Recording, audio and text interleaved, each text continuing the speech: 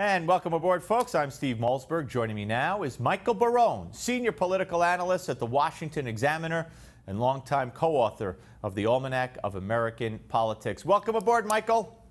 Hey, good to be with you, Steve, on the longest daylight day of the year. Yes, first day of summer. Happy summer. Okay, so you know, when I want analysis either in advance of or after the fact of an election that took place, especially a congressional election, especially when I want to get to the meat and potatoes of what it means, I go to Michael Barone. So a 4-point victory for the Republicans in the Georgia 6th last night.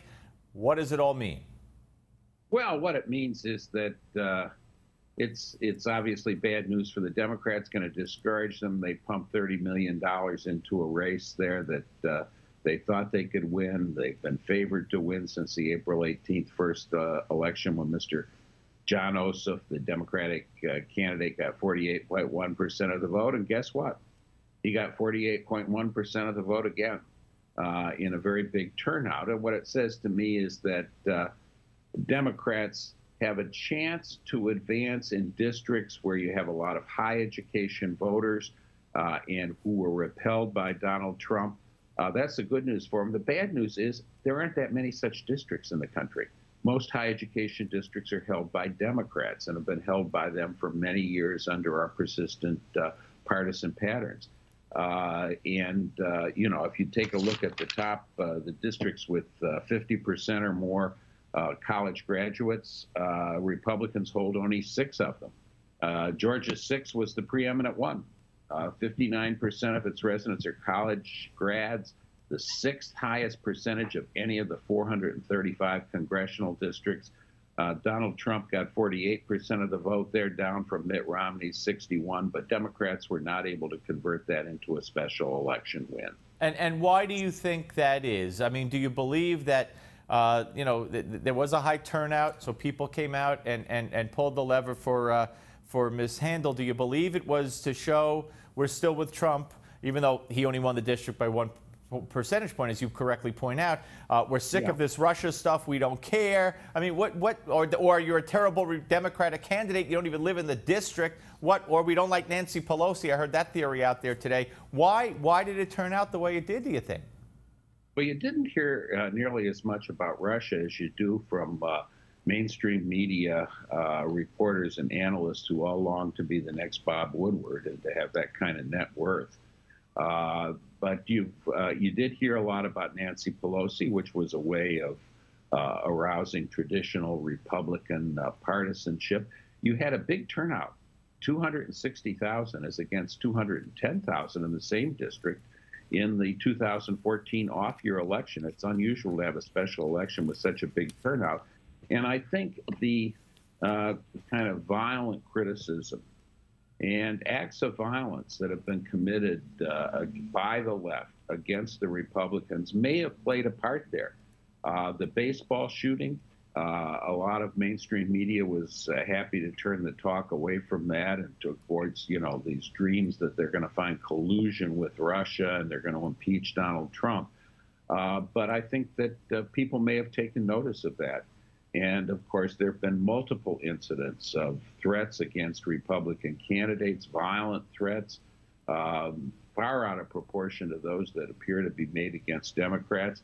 And you have the kind of the violent exclusion of conservative speakers from college campuses. So those are things that may have stimulated turnout among people that decided they wanted a Republican, and one that was supported by people in the district. The Republicans made much of the fact that most of Ossoff's money came from out of state, that he had 3,000 donors from California as opposed to 800 from the state of Georgia. I was kind of skeptical of that. You know, it's one country. We're free to contribute to candidates in whose districts we don't live.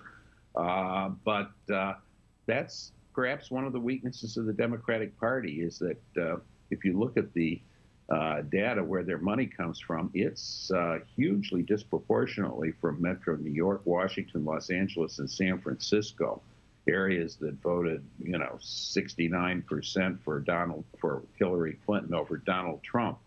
and it's being directed against in the rest of the country, which voted 49-47 for Trump over Clinton.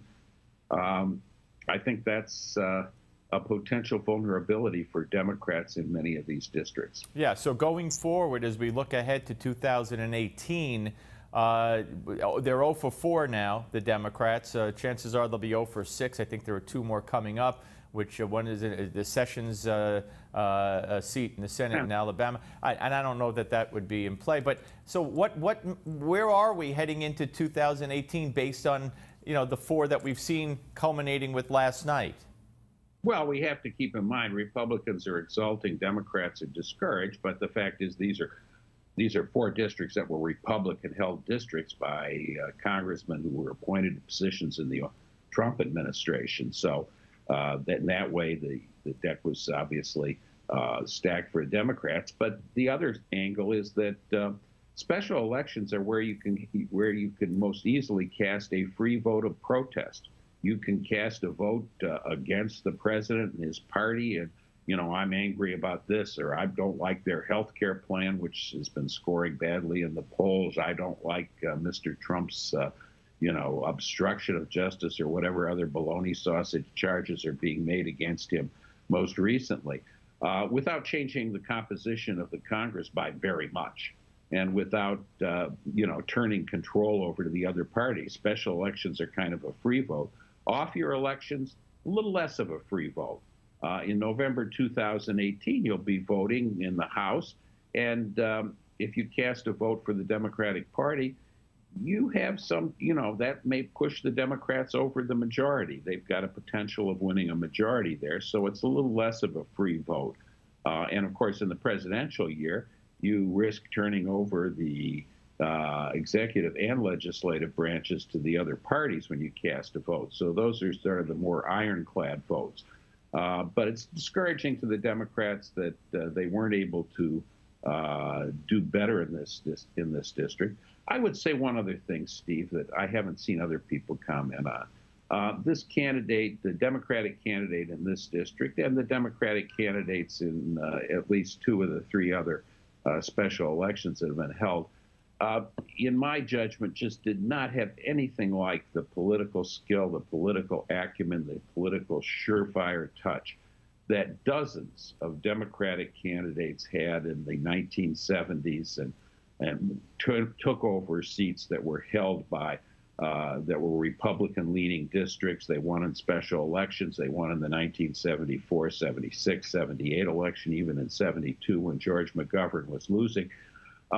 Those candidates held dozens of seats for the Democrats throughout the 1980s and up until the 1994 election, which is the main reason the Democrats had a House majority. They had a big advantage in political talent. I don't see either party having the kind of political talent that Democrats had in the 70s and 80s, and Republicans to some extent in the 90s and the Tea Party period.